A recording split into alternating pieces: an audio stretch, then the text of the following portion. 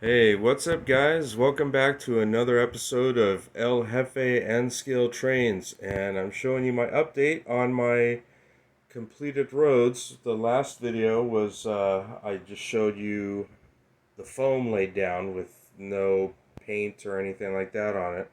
So here we are. I did the wet foam brush with the gray over the foam.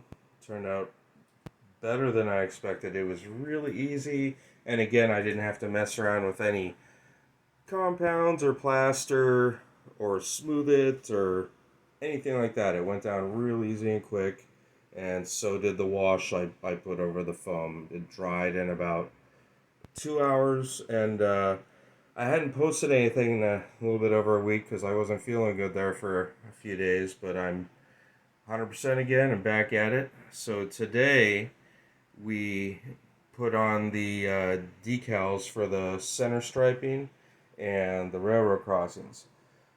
Please forgive, for you professional guys, please forgive any lack of prototypicalness to the roads. I'm just winging it and doing my best here. I didn't want to get too crazy and detailed on it, but I'm pretty pleased with the way everything looks. So the decals I used, I didn't have to mess with any water transfer or anything. They were by a company called Highways and Byways Model Railroad Graphics, and there's simple peel and stick decals. Really quick. I mean, I'm telling you, the railroad crossings I cranked out in about less than 10 minutes. Put those on, and then the center line took me a little bit more because I had to take each individual piece and measure it out. I measured out about half an inch space between each strip. So that took me a little longer. It took me about a half hour to do that to try and get the lines as straight and centered as possible. So there's what that's looking like. And after I finished up the lines and the railroad crossings, I took some Tamiya Weathering Master powder and used the foam applicator tip and just kind of went over those to make them look a little less new. The decals look more aged and worn in. So in the future, I can always go back and add some more weathering, maybe add some oil stains or something like that around where cars would be stopped at the railroad crossings.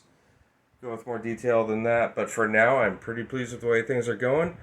So at this time, I'm also constructing various, plastic buildings, homes, stuff like that. Like for example, I have, let's get this guy right here. I have this little home ready to go, and I also plan on weathering these up too in addition to the paint. So there's that home. Kind of like the style. And then I got my dream orange trees, being that we're going to be putting the oranges back into Orange County, California. So I got these N-scale orange trees by this company MP Scenery Products, and I think these look really good. They look much better than the Woodland Scenics orange trees, and the Woodland Scenics orange trees aren't really scale specific, but these definitely are. These are about 1 inch tall, and they look really, really good. So there's those.